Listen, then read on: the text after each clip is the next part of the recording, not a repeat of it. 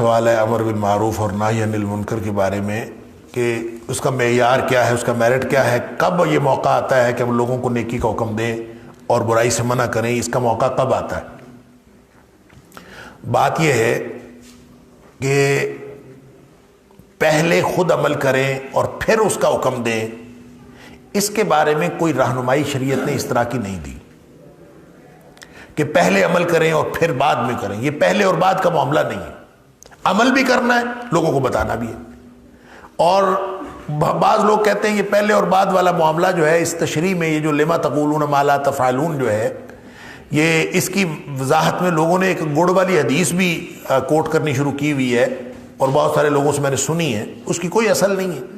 وہ کہتے ہیں کہ نبی پاک صلی اللہ علیہ وسلم کے پاس نعوذ باللہ من ذالک نقل کفر نہ باشد، جس نے بھی یہ بات کی ہے دروغ بر گردن راوی، کہ وہ کہتے ہیں کہ نبی پاک صلی اللہ علیہ وسلم کے پاس کوئی خاتون آئی، اس نے کہا میرا بچہ گڑ کھاتا ہے، اس کو منع کر، اور میں کل لا، اگلے دن آئی، آپ نے فرمایا گڑ نہ کھایا کرو، تو وہ حیران ہو گئی کہ کل ہی آپ فرما دیتے کہ گڑ نہ کھایا کرو۔ فرمایا کل تو میں نے خود گڑ کھایا ہوا تھا اس لیے میں نے نہیں کہا۔ بالکل غلط بات ہے، ایسی کوئی حدیث نہیں۔ یہ کسی پنجاب کے لوگ جو گڑ والے علاقے ہیں نا، اسی میں بڑی ہیں کہیں، اللہ تعالیٰ معاف فرمائے۔ دیکھیں، امر بالمعروف اور نہی عن المنکر، قرآن نے بھی فرمایا کہ تم بہترین امت ہو، کنتم خیر امت، اور اس لیے بہترین امت اخرجت للناس، لوگوں میں سے نکالی گئی ہو، تامرون بالمعروف وتنہون عن المنکر، تمہارا بنیادی فریضہ یہ ہے کہ تم نیکی کا حکم دو اور برائی سے منع کرو۔ اور پھر نبی پاک صلی اللہ علیہ وسلم فرماتے ہیں فمن رأى منکم منکرا فلیغیرہ بیدہ، جو کوئی بھی تم میں سے برائی دیکھے وہ اس کو اپنے ہاتھ سے روکنے کی کوشش کرے۔ اگر اس کے پاس قوت نافذہ ہے تو وہ اپنے ہاتھ سے روکے گا، طاقت سے اس کو ختم کرے گا۔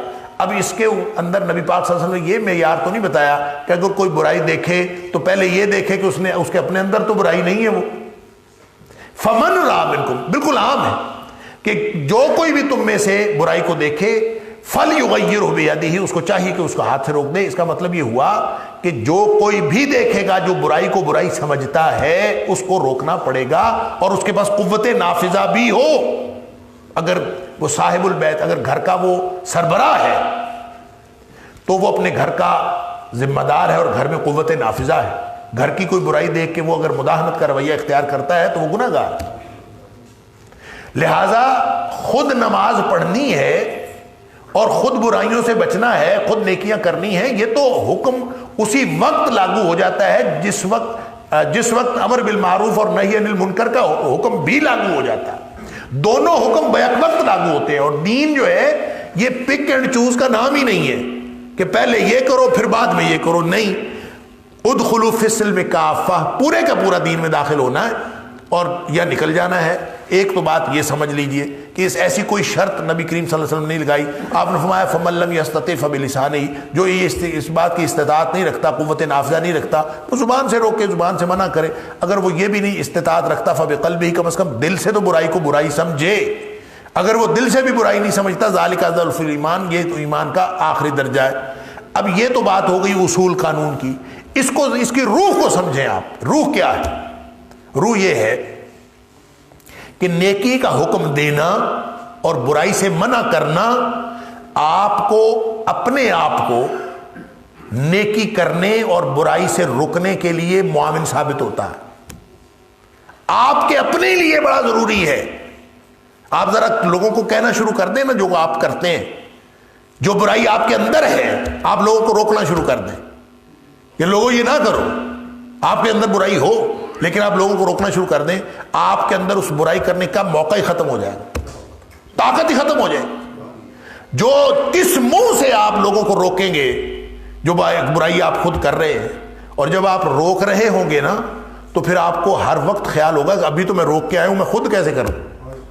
تو یہ امر بالمعروف نہی عن المنکر تو ایک ایسا شاندار سورس ہے، شاندار ٹول ہے تزکیہ نفس کا، کہ اس کے ذریعے سے انسان کا اپنا تزکیہ ہوتا ہے، خود کو نیکی پر قائم رہنے اور برائی سے منع ہونے اور اسے رکنے کے لیے ضروری ہے کہ وہ لوگوں کو نیکی کا حکم دے، اور برائی سے آپ لوگوں کو کہیں نماز پڑھو نماز پڑھو، تو جب نماز کا وقت آئے گا تو آپ کے پاس کیا دلیل رہ جائے گی کہ آپ نہ پڑھیں؟